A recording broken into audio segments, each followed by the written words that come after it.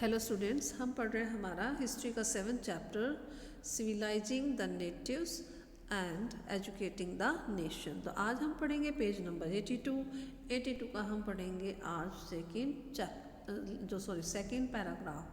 तो इसके अंदर सेकेंड पैराग्राफ के अंदर क्या बताया गया है आपको।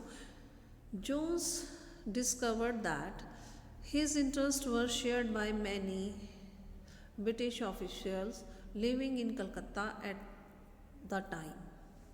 अब जैसे जोन्स की हम लोग ने पढ़ा पिछले पैराग्राफ के अंदर कि उसने क्या था, बहुत सारी लैंग्वेजेस को पढ़ना सीख रहा था, इवन संस्कृत को भी, पर्शियन, सब लैंग्वेजेस उसको आती थी। ठीक है, तो बहुत सारी जितनी भी बुक्स थी, इंडियन टेक्स्ट जो था, लॉ को लेके, फिलॉसफी, रिलीजन, पॉलिटिक्स, ये सब जो था वो पढ़ रहा था, चाहे वो अर्थमेटिक का था, चाहे मेडिसिन का था, चाहे साइंस की बुक्स थी, वो सारी इंडियन जितना भी लिटरेचर था सबको वो पढ़ रहा था। तो अब यहाँ पे जोन्स के बारे में ही बात की है कि जोन्स को अब क्या लगता है कि जैसा कि वो सोच रहा है ना कि भाई उसको ये बुक्स को पढ़ना है, तो उसी तरह से और भी ऑफिसर्स जो हैं जो कि कलकत्ता में रहते हैं उसी समय, वो भी उसी की तरह जो है काम कर रहे हैं। भाई English man like Henry Thomas, अब जो इंग्लिश मैन थे जैसे कि हेनरी थॉमस और Colebrooke and Nathaniel Halhed were also busy to discovering the ancient Indian heritage. अब ये लोग जो थे, इंग्लिश मैन जो थे, चाहे हेनरी थॉमस कॉलब्रुक थे और नेथनियल हैली जो थे, ये भी जो इंडियन एंशियंट टेक्स्ट है उसकी खोज कर रहे थे। Mastering Indian languages and translating Sanskrit and Persian work into English. जो भी मतलब कि इंडियन लैंग्वेजेस में जो भी लिखा हुआ था, चाहे वो संस्कृत में था या पर्शियन में था, उनको भी इंग्लिश लैंग्वेज के अंदर ट्रांसलेट कर रहे थे। टुगेदर विद देम, उनके साथ ही Jones set up the Asiatic Society of Bengal. Jones ने जो थी वो एशियाटिक सोसाइटी बनाई थी बंगाल के अंदर, and started a journal called Asiatic research, और एक जर्नल जो थी उसको निकाला, एक पत्रिका निकाली जिसका नाम क्या था, एशियाटिक रिसर्च। अब नेक्स्ट पैराग्राफ पढ़ेंगे यहाँ से। Jones and Colebrooke came to represent a particular attitude towards India. Jones और कोलब्रुक जो थे उन्होंने प्रेजेंट किया एक पर्टिकुलर एटीट्यूड इंडिया को लेकर। दे shared a deep respect for ancient culture. इन्होंने बहुत ही जो रिस्पेक्ट थी वो दिखाई यहाँ के एंशियंट कल्चर को लेकर, बोथ ऑफ इंडिया और वेस्ट इंडियन सिविलाइजेशन को लेकर, इंडिया एंड द वेस्ट के कल्चर को भी लेकर और वेस्ट इंडिया के कल्चर को भी लेकर इन्होंने बहुत ही ज़्यादा रिस्पेक्ट दिखाई। Indian civilisation they felt had attained its glory in ancient past. अब उनको ये लगता था कि जो इंडियन सिविलाइजेशन है उनकी जो ग्लोरी थी वो एंशियंट उनका पास्ट था, मतलब कि बहुत ही ज़्यादा इनका ग्लोरी वाला जो पास्ट रहा है, बट हैड सब्सिक्वेंटली डिक्लाइन। लेकिन अचानक से ये क्या हुआ, ये पास्ट इनका ख़त्म हो गया। In order to understand India को समझने के लिए इट वॉज नेसेसरी, ये बहुत ही ज़रूरी हो चुका था, to discover the sacred and legal text, जो भी यहाँ के धार्मिक और लीगल टेक्स्ट हैं उनकी खोज की जाए, that were produced in the ancient period, जिनको कि लिखा गया था एंशियंट समय में। एंशियंट होता है प्राचीन समय में, ठीक है। Only for those text could reveal the real ideas and laws of Hindus and Muslims, and only a new study of these text could form the basis of future development in India. अब उसका ये मानना था कि ये text को देखा जाए, प्राचीन जो टेक्स्ट हैं, किताबें हैं, और उसी से ही हमें पता लग सकता है कि रियल आइडिया जो उस समय कानून का था, क्या था कानून को लेकर हिंदू और मुस्लिम्स में, ठीक है।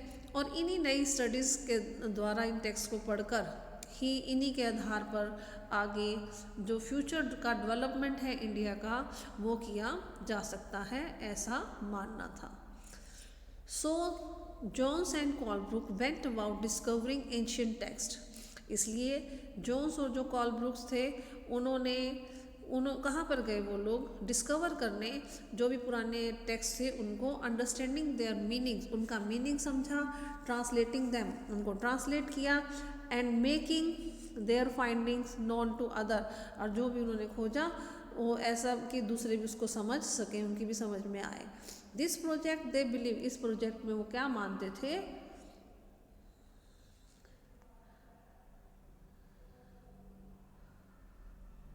दिस प्रोजेक्ट दे बिलीव्ड, उनका ऐसा मानना था इस प्रोजेक्ट से, ये प्रोजेक्ट क्या करेगा, would not only help the British, सिर्फ ये ब्रिटिश को मदद ही नहीं करेगा कि वो इंडियन कल्चर को समझें, but it would also help Indian, ये इंडियन की भी हेल्प करेगा रीडिस्कवर देयर ओन हेरिटेज, कि वो अपना जो उनका प्राचीन हेरिटेज है उसको वो दोबारा से रीडिस्कवर करेंगे।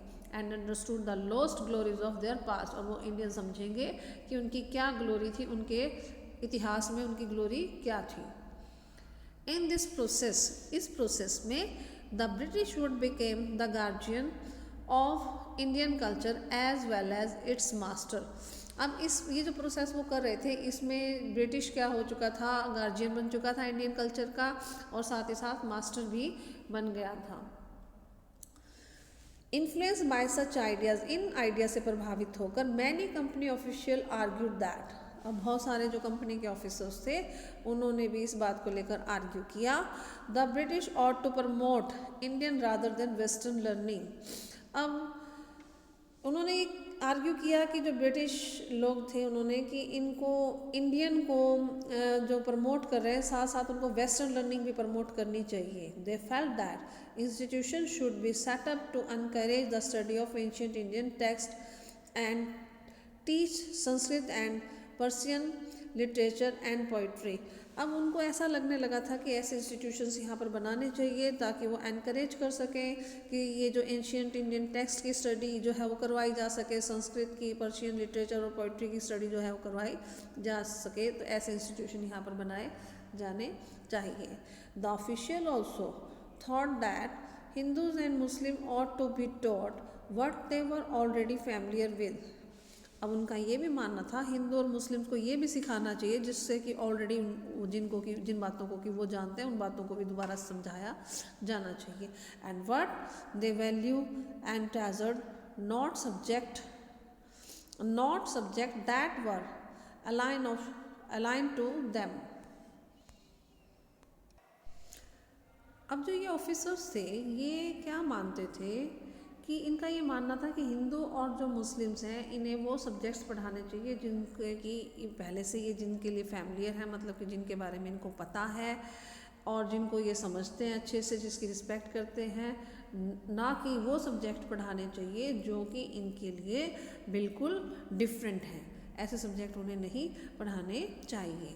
ओनली देन दे बिलीव, तभी वो लोग समझेंगे या मानेंगे, could the British hope to win a place in the heart of the natives, only then could the allied ruler accept to be respected by their subject।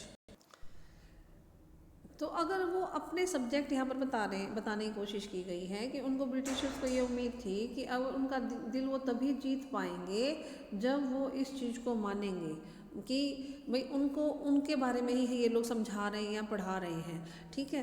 तो जब उनके जो सब्जेक्ट है सिर्फ उनके बारे में पढ़ाया जाए तो ऐसा उनका मानना था, जिसके बारे में इंडियंस फैमिलियर हैं, जिस सब्जेक्ट को लेकर जो उनको पहले से आते हैं, और ऐसा करने से ही कुड देन एलियन रूलर, जो बाहर से आए हुए रूलर्स थे वो उनकी रिस्पेक्ट करेंगे, उनकी प्रजा उनकी रिस्पेक्ट जो है वो करेगी।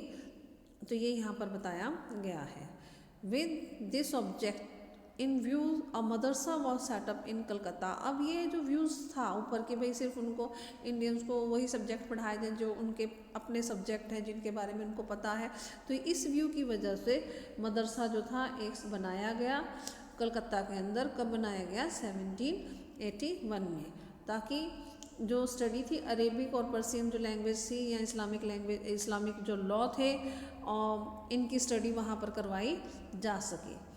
And the Hindu college were establish in Banaras, और हिंदू कॉलेज बनाया गया बनारस में। कब बनाया गया? 1791 के अंदर, to encourage the study of ancient Sanskrit text, कि जहाँ पर की जो प्राचीन संस्कृत टेक्स्ट है उसकी स्टडी करवाई जाए। That would be useful for the administration of the country, जो कि यूज़फुल थी देश के एडमिनिस्ट्रेशन के लिए। नेक्स्ट है हमारा